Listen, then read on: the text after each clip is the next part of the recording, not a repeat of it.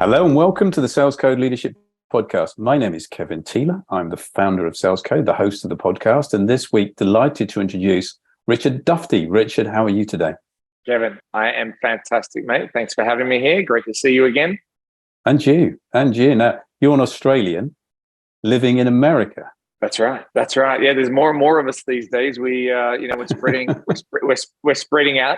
Australian from Sydney, moved to the US with Semantic back in 2007. So 15 years now, which is scary. But I still go up to.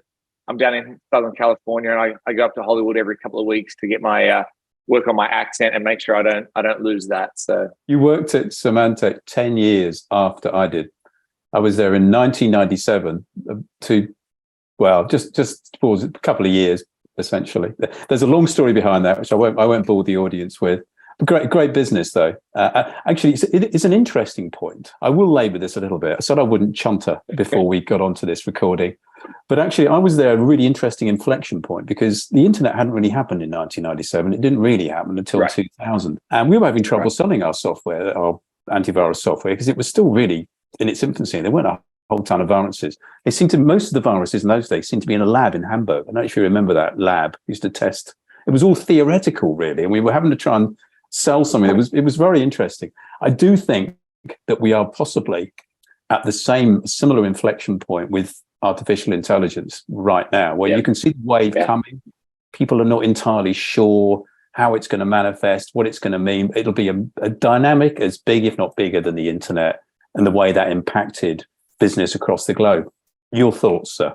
I couldn't agree more. I think you're right from an inflection point perspective. When I think back to that kind of .com era, and when I think about AI right now and the criticality of that and the impact it's going to have, I think you're spot on, mate.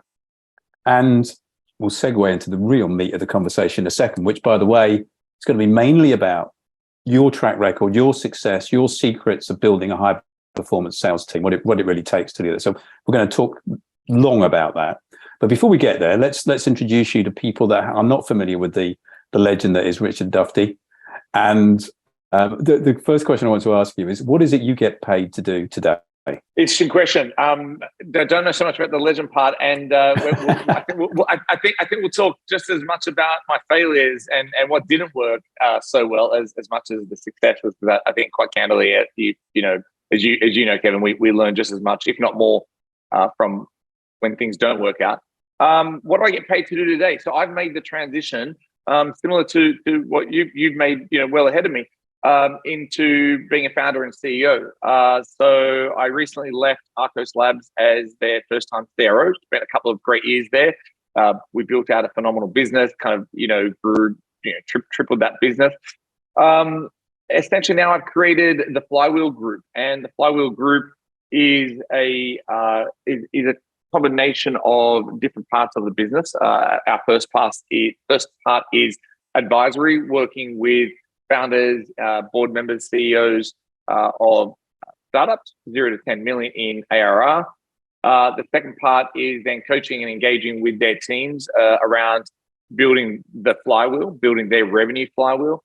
And the third part, which is super exciting, which will dovetail into the first two, is actually building out the Flywheel platform that folks can then use inside of their organization as they create and execute their flywheel. Wow, that sounds really exciting. When did you start this new venture? Look, it's been a very long time coming. No, I kid. It's been a couple of months. So I'm right at the beginning of it, but it's been heads down, some really long days, long weeks, but super exciting. So I've been really fortunate to have a couple of great mentors and be able to chat through with folks that have been there before me, building out companies, previous founders that I've worked for, guys that you and I know together, like Andy White, and a whole bunch more in between. As I kind of navigate my way through the startup world. And is this the kind of role that you saw yourself in when you were 16, sort of leaving school or going on to higher education? I mean, definitely not. I think back, at that point, what did I want to do? It was an interesting juncture. I think around 16, 17, I was president of the youth council in a big part of Sydney, which was set up by the city and stuff like that. So I started to actually, funnily enough, get involved pretty heavily in politics. I was working and, doing some advising, youth advisory work for Tony Abbott at the time, who went on to actually be the Prime Minister of Australia, and got to work with some great people as we really, the goal of the Youth Council at the time was to really represent, the youth of the area and create programs and initiatives that appealed to them and, kept kids at the time off the street, entertained and doing things that they should be doing, or at least their parents would want them to be doing. So, when I think back about that and building that out, and we actually built that out to be pretty large. It's funny when I look back and kind of connect the dots to, what we do in sales and building out sales teams and building out environments and helping get the best out of people. So whilst I think looking back, definitely didn't put my hand up and say, I want to do that. I think there's a lot of similarities in the spirit of, what I wanted to do. A lot of the work that I'm doing now, Kevin, around the Flywheel is an element of it actually is bringing Eastern culture and Western culture together. And let me give you a really clear example on that. So I think it's really important that people understand their ikigai. And ikigai, for those that might not be familiar with the term, is a Japanese term. And it's a phrase or a way of being which really it helps you understand what your purpose is, and what you live for. And there's other elements to it, right? So it's not just what are you passionate about, it's what are you passionate about, what does the world want, and can you actually operate within that. And I think that's great to think about. And so back to the point, I think my ikigai early on was I love working with a variety of people. I get huge energy boost from talking and being with other people, creating, solving, and helping people. And so I think very early on, what I wanted to do was that was my ikigai. That was my purpose. That's what drove me. And that's what I wanted to drive towards a vocation. Then I think when you think about Flywheel, the way I think about Flywheel is how do you do that? How do you actually enable your ikigai? Because I think, there's so many people out there giving advice and coaching, and it's really easy. You open up Instagram, Twitter, whatever it might be, and you see all these great motivational quotes. You see all these things about who you can be and what you can be, but often there's nothing behind it, right? And where people really struggle is, okay, maybe I don't even know what or who I want to be. Let's say I do that out. How, right? There's a lot of people missing the how, and that's the Flywheel. So kind of combining that purpose with, okay, but how do you spin it up? How do you apply the Flywheel concept, both not just to the company and the business, but to the individual as well? And candidly, a lot of this, the genesis of it really was myself, kind of sitting back over the last few years, going through the personal struggle of reminding myself, what's Richard's ikigai, coming up with it, talking to mentors, having some phenomenal, life coaches and mentors that helped me figure that out. But then quite candidly, where I was struggling with was, okay, that's great, but now how? Like, what do I do, to actually get there? Wow. There's a lot to unpack there. I think we might be talking more about that as we go through this conversation. So in a sense, you are doing what you wanted to do at 60 because your fundamental drive seems to be you want to help people to be more successful. Absolutely. Unlocking people's potential. I think there are too many people in the world that aren't doing what they could be doing and should be doing.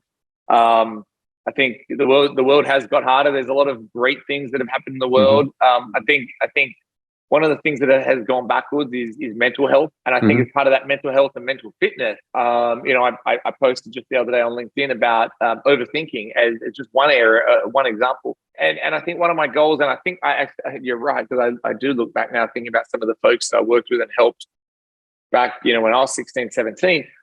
And it was just actually helping people realize their potential, helping them realize that, as bad as things might be, helping them identify that the one or two things going great, right? It's okay, you might not have 50 friends, but you've got 2 or 3 really good friends. You might not have all the skills in the world, but you have 1 or 2 skills. Yeah. Let's double down on our strengths, not always, it's funny, personal growth often needs to be built on self-awareness and growth mindset and focusing on your weaknesses. However, I kind of feel like a lot of things, and you and I were chatting about this earlier, I feel like we tend to over, course correct. Yes. And focusing on our weaknesses is absolutely critical, right? We don't want to be a narcissist. On one end of the spectrum, I kind of see narcissism. On the other end, though, I see overthinking, non-belief. And if we're only focusing on our weaknesses, I actually think it's self-limiting. But I think more people need to focus on their strengths and double down on their strengths, completely. which will actually help with their weaknesses as well. You're singing my song, Richard. I actually got to the point where I went and qualified to be a Gallup strengths coach because I'm so focused on helping people to play to their strengths. Yeah. So you're absolutely on the same path. I'm keen to jump into the central topic here. See where this one takes us, because you do have. I know I slightly, in a jocular fashion, called you the legend, but you do have a great reputation and a very successful track record for building high performance sales teams. And I know that hasn't come about by accident. So you've learnt, as you said, by mistakes, but you do have a formula for this, I think, don't you? What are the sort of core elements that go into building a high performance sales team, do you think? Yeah. So, I mean, look, let me walk through those. But before I do, I think just kind of address the kind of comment you made. I reflect back on how I have got here, right? How have I got to a point where I believe I have a formula and one that has had some pretty good success, and that I've then handed off to other folks that have gone on and had phenomenal success, right? Not to the level of the kind of John McMahon PTC disciple success, but we start seeing our own little groups of cohorts of people, right? And because I think it's important for people, back to the how, to always be thinking, well, how did Richard or Kevin or anyone else that comes on this podcast, how did they get there? Because the formula is one thing, right? I think there's three ways you get there. One is doing, and the other is reading. And one of the things I'll talk about, what I look for even in a salesperson, right, is I think I annoy a lot of my friends and teammates because I'll just constantly be sending them recommendations on books, on blogs, on Twitter feeds, LinkedIn feeds. So I'm reading probably 2 to 3 books at any one point in time. I'm listening to 4, 5, 6 podcasts a week, and reflecting back, I never intended to do that. I just did it. I'm very curious. I really enjoy it. I'm really passionate. I love hearing different perspectives, and I do it on a walk, and I'll be listening, and I'll be like, that's really interesting. I pause, I'll take a note, and then I'll apply it to the business I'm in at the time. And then, so to kind of bring it full circle, all of those things have essentially, the doing, the listening, the reading, the failing, has really helped guide how I think about what the core elements of building a high performance sales culture. One thing I will say is it's not static, right? It's completely iterative. I'll be hearing things all the time that give me an aha moment, right? Where I will say, that's really interesting. Right. Or someone will say, Richard, slow down. You completely missed this point. And I'm like, oh yeah, okay, great. Right. Because one of my, strengths and weaknesses, many of them are both, right, is I'm operating at a really high speed. And so sometimes one of the things I have to be careful of is that when I hear something or think about something and think it's great, I have to slow down and make sure that it truly is, and that everyone else is on board as well. And most importantly, someone said something to me about 5 years ago, which is, Richard, that was brilliant, but you need to slow down and ensure that everyone else is truly digesting and understanding what you're saying here. Otherwise it's just one of those other presentations, keynotes where everyone feels the energy in the room and they're excited, but they leave and nothing has really changed. So if you have not changed the environment or the situation or the person, you're not leading, right? So I just wanted to provide a quick backdrop. No, that's really helpful context. I mean, there has to be impact from your leadership. 100%, right? So, when I sit back and reflect and I kind of started putting all these thoughts together, I think about 4 core elements of a sales, building a high performance team or a sales culture, right? The first is growth mindset. I think for me, when I think about growth mindset, it feels like a bit of a buzzword right now. And a lot of people say to me, Richard, what do you really mean by a growth mindset? And for me, it's pretty straightforward. These things have to be pretty straightforward and contextual, right? it's truly believing that one's abilities, talents, and intelligence can be developed and improved, right? But only developed and improved through effort, perseverance, and learning, not just a belief in oneself. Yeah. And I think there's a fine line between kind of blind confidence and arrogance and growth mindset, right? And it's really having a belief that potential is not fixed or predetermined. And it kind of segues back to what we were talking about a few minutes ago, Kevin, where I feel like people get into a rut where they will overthink, imposter syndrome. It's simply not true. Nothing we do is fixed or predetermined. So that's the first one, growth mindset, right? And I sat down with my leadership team a couple of years just ago. on the growth mindset, let me just dive into that a little bit then. Yeah. Is that a permanent sense of I'm learning and developing and committed to learning and developing? Is it I'm always having a great day? Or are there times when you feel, I do feel a bit of a failure. I do feel like I've let somebody down, not done something as well. I mean, I'm keen to explore how this may, if improperly implemented, can become toxic positivity. 100%. And I think we've seen examples of that in certain toxic cultures in the Valley and many of other areas as well, where it's when people take what can be really meaningful and impactful concepts like growth mindset and just use it as a buzzword and use it for their own agenda, I think is extremely dangerous.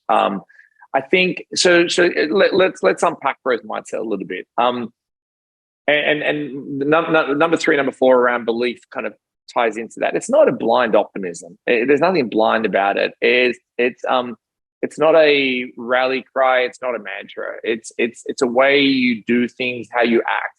And extreme ownership is number 2 in the 4 elements. But let's talk about growth mindset. So these are people, Kevin, that you see them every day. They take on new challenges. They persist in the face of obstacles. They don't ignore the obstacle. They acknowledge the obstacle, but they persist through it. They seek the feedback and the constructive criticism. They don't wait for it. They view those failures as stepping stones to moving forward. And I remember I was about to say to you, I sat down with my leadership team and, I built out a phenomenal leadership team at Arcos and I was going through this with them and someone stopped and said, Richard, this makes sense, but quite frankly, how do I build that? How do I find that? How do I look for that? How do I hire that? And I built out a framework around, building out an ideal candidate profile, and they have to have growth mindset. But how do you, what's kind of maybe a cheat code for that or a hack, right? And so I created something called CIGAR. And, Kevin, you and I are from a time where, with clients, everyone was always having a cigar, and a cigar was you normally would celebrate. And so I came up with this concept. I used to smoke them myself. I don't know if I don't think I've had a puff on a cigar in 20 years. And I think I used to always be in a room and kind of, waving your hand like flies in the backyard in Australia. But so what does CIGAR stand for? CIGAR stands for coachability, intellectual curiosity, grit, adaptability, and radical candor. Well, let's go. So let's just because, as you say, you may sometimes go too quickly for those people that take longer to process information. Are you happy for me is this something, this is your formula? Yes. Okay. And you're happy to share that with the audience of the Sales Code Leadership podcast? Absolutely. And there are elements where, again, back to listening and taking elements from different people, they're without realizing it. This is probably, again, the think about it as a cooking jar with a cooking pot, with all different things. Like, even as I say it out loud, I'm hearing elements of John McMahon's, perseverance, heart, and desire, right? But what I've done is I've taken all the different elements of what I've seen work and what I believe is critical in a sales culture and high-performing team, and created this CIGAR concept to make it easy for people to remember and think about those things, not just for the people they're hiring, but for ourselves. I have this printed up on my wall so that I look at this myself every day and remind myself of, well, that's who I want to be. And it's not every day is is going to be there. But yeah, happy to dive into each and every one of those, or however. Well, no, let's do it, man. So the first one is coachability. I completely agree with that. I think that's growth mindset to me substantially, because you were talking about, and not just I'm willing to accept feedback, but the best people actually seek it and require it. So I mean, that is a lot of that is coachability, isn't it? Growth mindset. 100%. Look, it's a key element of it. You know, and you know, I was chatting to you before the show about, you know, I've coached for a number of years my my now nearly 13-year-old soccer team, and I think sporting, and we all know this, right? Sport analogies and military analogies with sales always go hand in hand because there is so much similarity. And it's very similar to the individuals on a football team or a cricket team or whatever the team might be, where if that individual doesn't have that coachability and doesn't want to get better, it becomes very quick.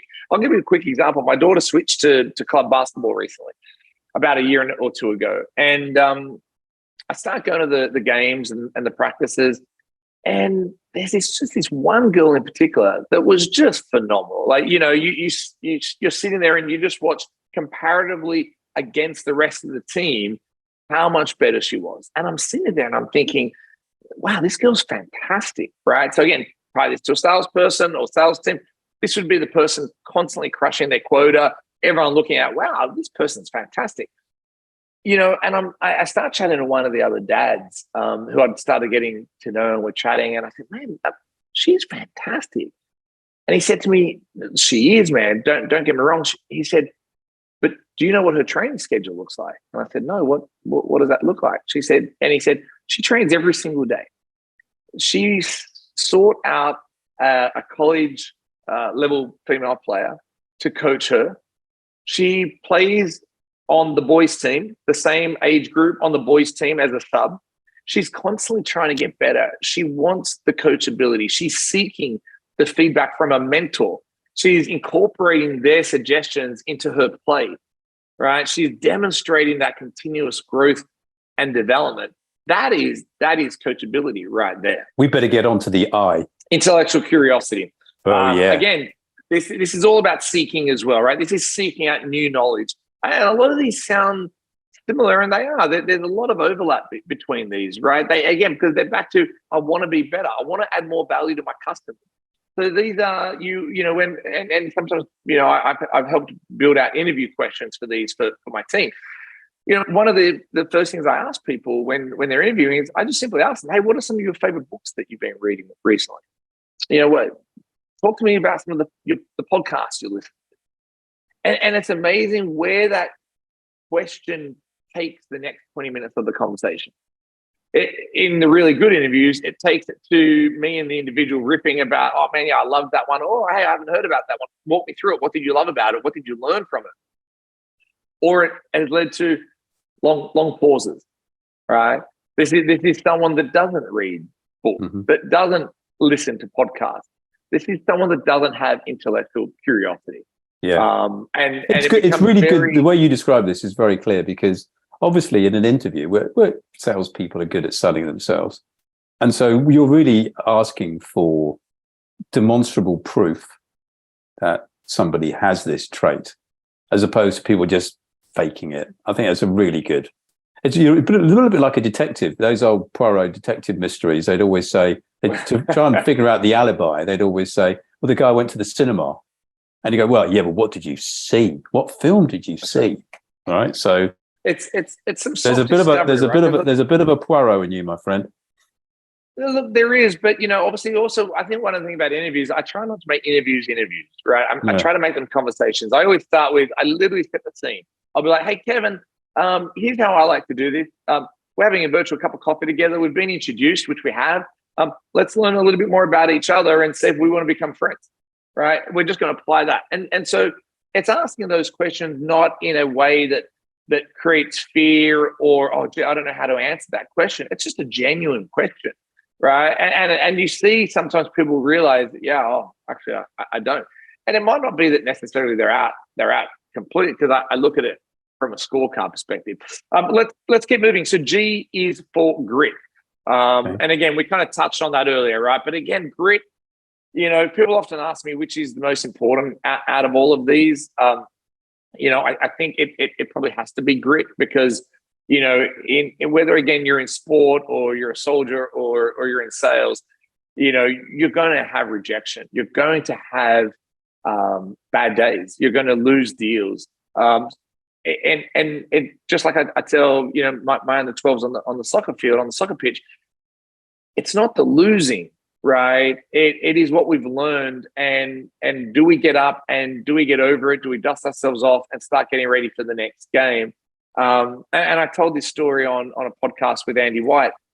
I remember 2 weekends in a row, we lost a game and we won a game. We lost both games. That's right. And at the end of the first game, I was pretty direct with the girls. I was really disappointed, and I shared that disappointment with them. My body language, my tone, the words I used, and I asked them, "Do you know why I'm so upset and so disappointed?" And again, the girls in the team that were connected with themselves started with the right answers. Yeah, we hands on hips. We weren't first to the ball. We were slow today. We didn't play with passion or belief. I said, okay, well, glad you observed that. The next week we lose again, less of a gap, super tight game. And as they came off, I got the parents to do the tunnel, right? And huge cheering like we just won the FA Cup or the divisional championship.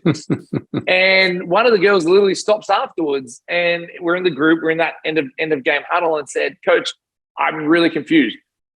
We lost again, but you're extremely excited." And again, so I went back to the rest of the team. Okay, does everyone know why I'm excited?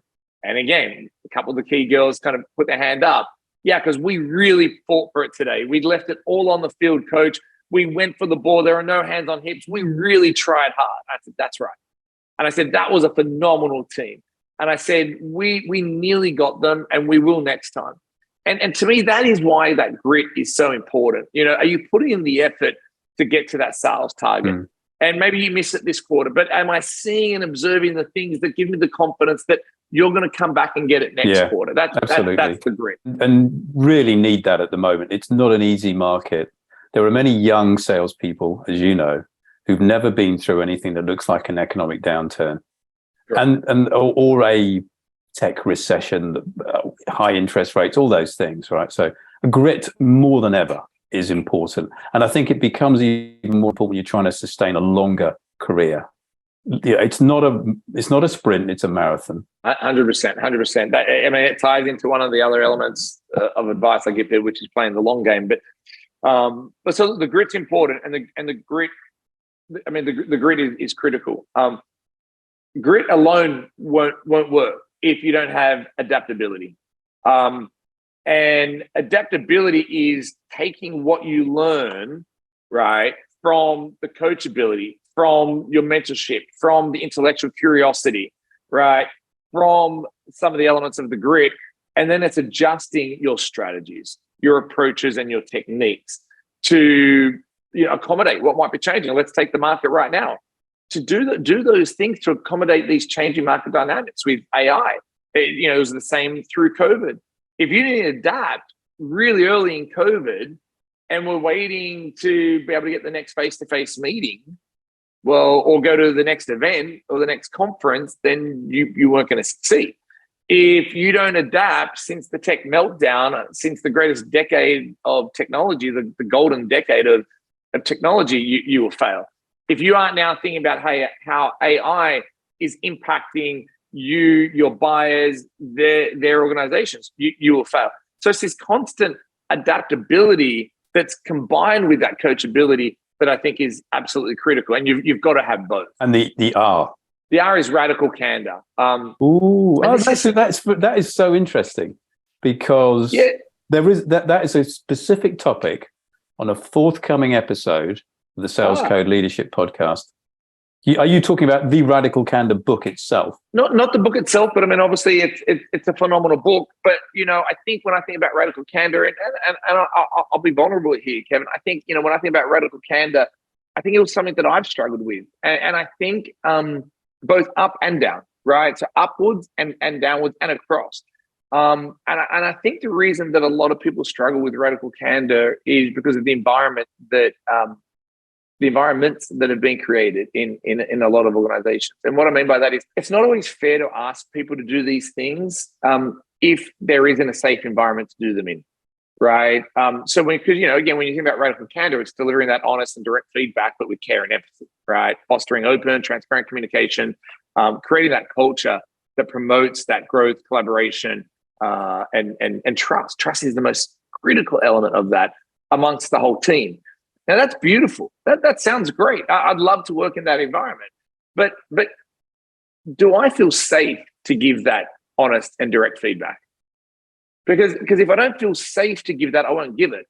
And when I look back in the environments, and it's all so amazing when you look back. It's the old story, right? I love those little memes where it's like what I know at 45, I wish I knew at 25, right? And then I tell my dad these things and he laughs at me and he's like, okay, give it another 20 years, right? But that's life. That's the journey, right? But radical candor can't operate in isolation. It's just not about the individual. This one, out of all of them, is dependent on the organizational environment, right? Because you have to have a psychological safety inside of your organization to be able to give this. And candidly, over the last decade or so, I don't think most companies had this or created enough. When I talk to most people about what's going wrong and why do they feel they're not able to address it, the feedback is I don't feel like I can tell people what I really think or what's really going on and really ask for coaching and help. And I think it's a key reason why that's a cultural issue, as you know. 100%. Which is set, 100%. we set right from the top of the company. Yeah. Right from the top of the company. Do you think that, just to drill into that a little bit, that you can have a different culture, a sales culture in a company which doesn't have a great top-down culture? Is it possible to have your own? I've tried, and I think you can get so far. Yeah. I think you can create these subcultures, but culture has to permeate across the whole company, because the minute you need to take that culture and interact with another group, and if that group's not operating in that same culture, then it breaks down. And as we all know, sales is only one clog in the flywheel. Yes. Right? In the flywheel I've built, there's 6-7 clogs in the flywheel, 6-7 motions. You can have it here, but again, by definition, the flywheel, which I've completely adapted from Jim Collins, by definition, a flywheel can only be a flywheel if all motions of the flywheel are green, are working. Yeah. So if one element of it isn't, so no, to answer your question directly, I don't think so. Not long term.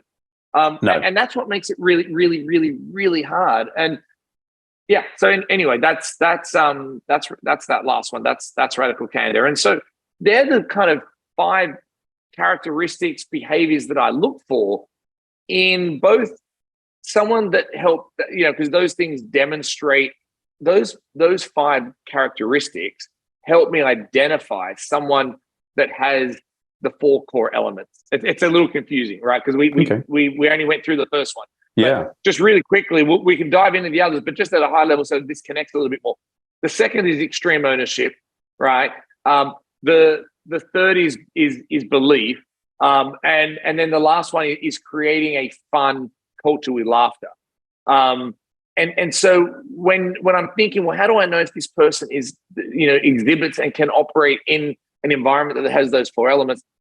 I go back to CIGAR. Well, do they have, or can they? Can they learn and can they grow into that? Absolutely.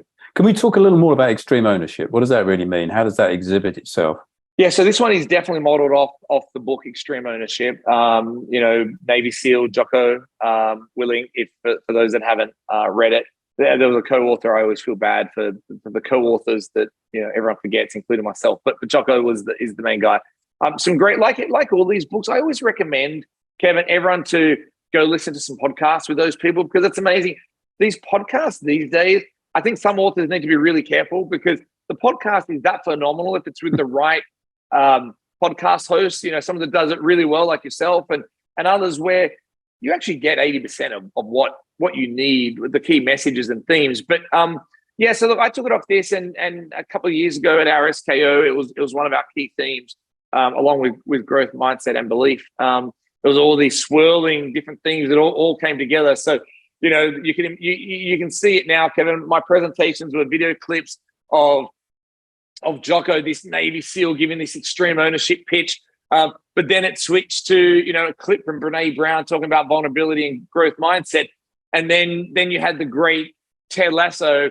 And I played the video clip of Ted Lasso playing darts, right, with the arch nemesis, the evil, owner of the other football club, talking about listening and empathy and belief and stuff. But extreme ownership. Look, at the end of the day, this traditionally has applied more to leadership styles and leadership roles because it's that extreme ownership. But I don't necessarily agree with that. I think whilst it has to start there, I believe that everyone in the team, in the group, in the business can demonstrate levels of extreme ownership. And, one of the things I loved about AppDirect, the first startup I went to after Semantic that we grew from 0 to 100 million in 4 years, the two founders there, Daniel and Nick, created the values before I got there. I was employee number 40. I think there's 600, 700, 800 people there now.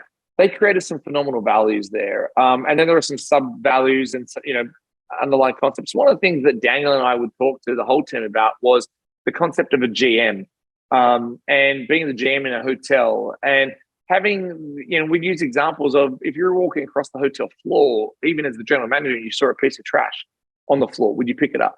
Or would you just assume someone else is going to do that? And the whole concept of be the GM of the group, of your business, own your business. So even before I kind of first read the book of extreme ownership, like a lot of these things that we all do in our life, we were sometimes doing them.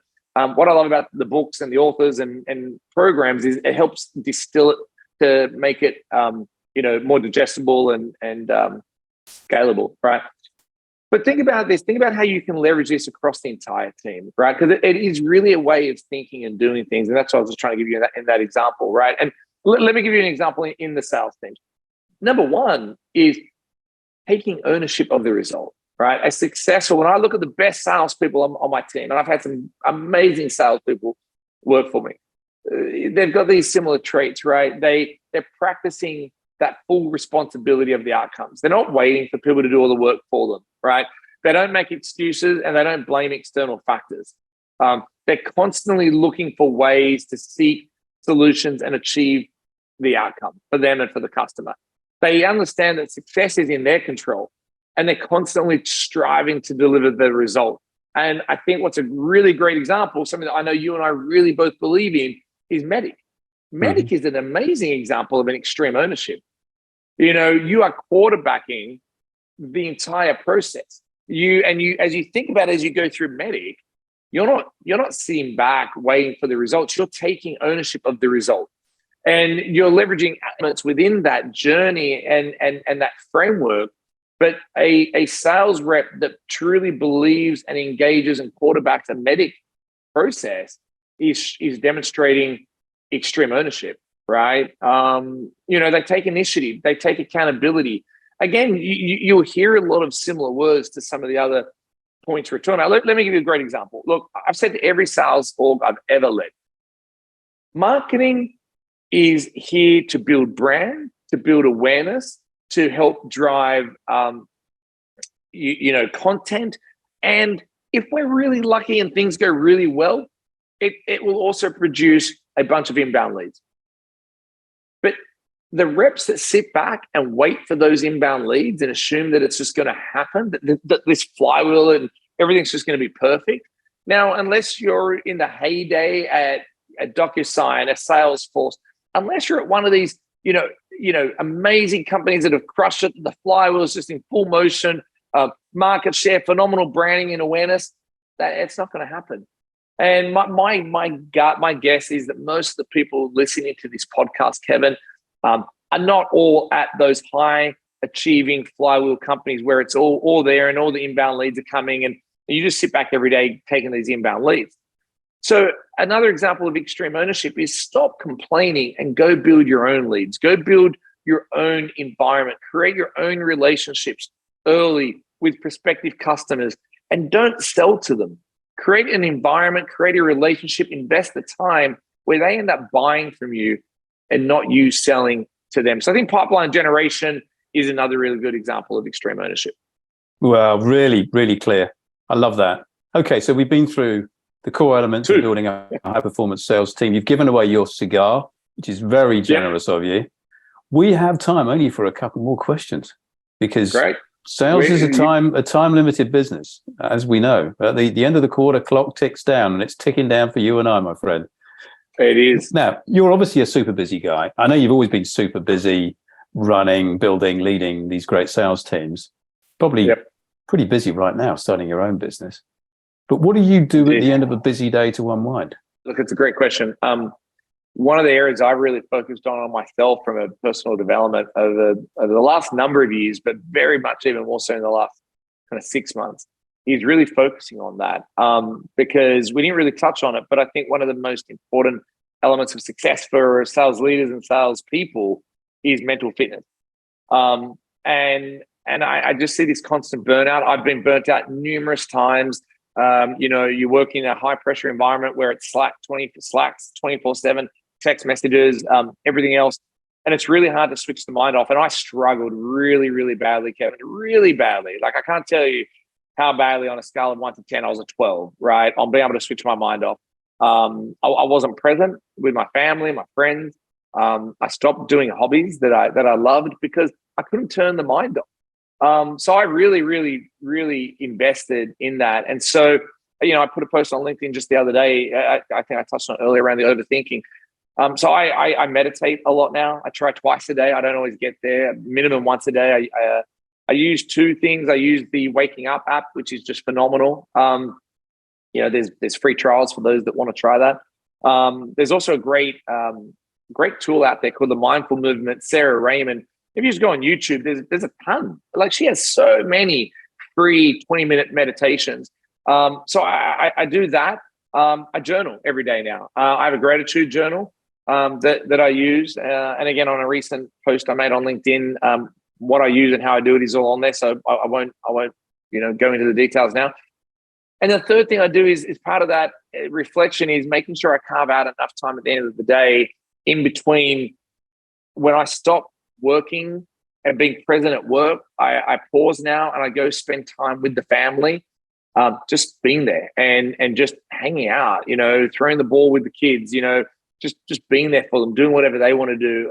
Then once the kids go to bed, my wife and I now literally every day, if I'm not traveling or if I'm not at a meeting or she's not at a dinner, but if we are here together, it's carving out that 30 minutes, sitting out in the backyard, having a glass of wine or just, a cup of tea and just connecting and talking more. But, that's what I do now. But I can't overemphasize and don't want to oversimplify how hard that was, but how critical and what a change I'm seeing. And I just feel it, man. I feel so much more connected now. I had people tell me, Richard, you just seem like I still talk fast, Kevin, but I have people that have known me for 20 years say to me in the last 6 months, Richard, I've never seen you so calm and connected, but without losing your energy and passion. And what's the one thing you wish you knew at the beginning of your career that you picked up along the way? I was literally just talking about this last night over dinner with a friend that's in the industry as well. And he actually asked me, I swear to God, just last night, he said, would you do anything different 10, 20 years ago? And I said, absolutely. And I said, but don't mistake that for regret. It's just simply, what would I do different? I don't regret the journey I've been on. But what I would do differently is play the long game. And it's so hard. I spoke to my dad about this. My dad, was recently diagnosed with cancer. And sorry to hear that, Richard. Thank God has just gone into remission, which is phenomenal news. Okay. And like we all know, you've got to stay on it, right? But it was a really tough time for him, obviously, and for the whole family. And I remember talking to him about this, and I asked him, I said, do you think that it's even possible to give advice to someone 20 years younger and for them to really be able to implement it? And he paused for a long time, and we had a glass of wine, as two Aussie blokes do, and we were talking about it. And I said, because I don't know if I can, Dad. And I said, I now remember you telling me a lot of these things, but I think there is some of this that you have to experience for yourself. But I would give my 25-year-old self the feedback of don't rush it, don't and be intentional. So don't just play the long game. Be intentional. Maybe don't take a certain job because you think it's the right thing now. map out, where do I want to be in 20 years? Find a mentor and, want to emulate them. Who inspires you? Who would you like to be like? Not be exactly like, but I'd like my journey to look like this. Then start looking at them and how did they go?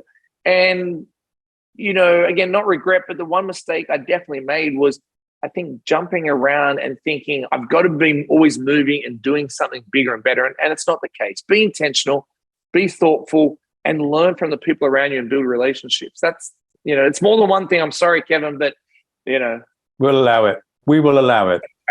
I'm going to make a special rule for you because you've been such a great guest on the podcast, Richard. Thank you so much for your time. No, thanks for having me. I really enjoyed listening to all of your Sales Code podcasts and get a lot out of them. And so it's great to be reconnected with you and be back on these. Please keep doing these for everyone. They're really great, mate. Well, it's been a real pleasure.